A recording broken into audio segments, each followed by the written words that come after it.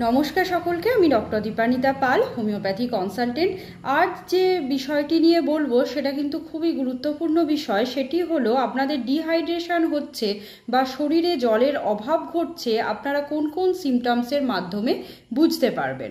প্রথমেই বলি, আমাদের 60 to 70% শরীরের হচ্ছে জল। এই জলের কিন্তু অনেক ফাংশন আমাদের শরীরে আছে। কোনো কারণে যদি জলের অভাব ঘটে তাহলে সেই সমস্ত কাজগুলো কিন্তু আমাদের ডিস্টার্ব হয়ে যায় এবং টোটাল সিস্টেমটাই কিন্তু যে আমাদের সিস্টেমে চলছে সেটা কিন্তু আস্তে আস্তে ডিস্টার্ব হয়ে যায়। তাই অবশ্যই চেষ্টা করবেন যে সিমটমসগুলো আমি বলবো সেইগুলো যদি হয় আপনারা বেশি পরিমাণে জল পান করার। প্রথমেই যেটা হবে, ড্রাইনেস অফ মাউথ, মানে হচ্ছে আপনাদের মুখটা শুকিয়ে যাবে। নাম্বার 2, অবশ্যই আপনাদের স্কিনটা অনেক ড্রাই হয়ে যাবে। নাম্বার 3, অবশ্যই ইউরিন হবে। নাম্বার 4, আপনাদের একটা প্যালপিটেশন আসতে পারে। নাম্বার 5, অবশ্যই আপনাদের বুক ধড়ফড় করতে পারে। এছাড়াও দেখা যাচ্ছে অনেক সময় এই জলের অভাব যদি ঘটে আমাদের শরীরে একটা মাসেল ক্র্যাম্প হয়, সেটাও কিন্তু আপনাদের হতে পারে।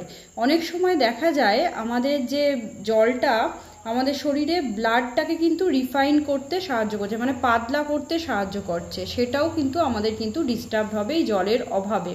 তাই অবশ্যই চেষ্টা করবেন, যদি এই সমস্ত সিমটমসগুলো দেখা যায়, অনেকের ক্ষেত্রে দেখা যাচ্ছে মাথা ঘোরা হয়, মাথা যন্ত্রণা হয়, এইগুলোও হতে পারে। এই সিমটমসগুলো যদি আপনারা দেখেন অবশ্যই চেষ্টা করবেন বেশি পরিমাণে জল পান করার।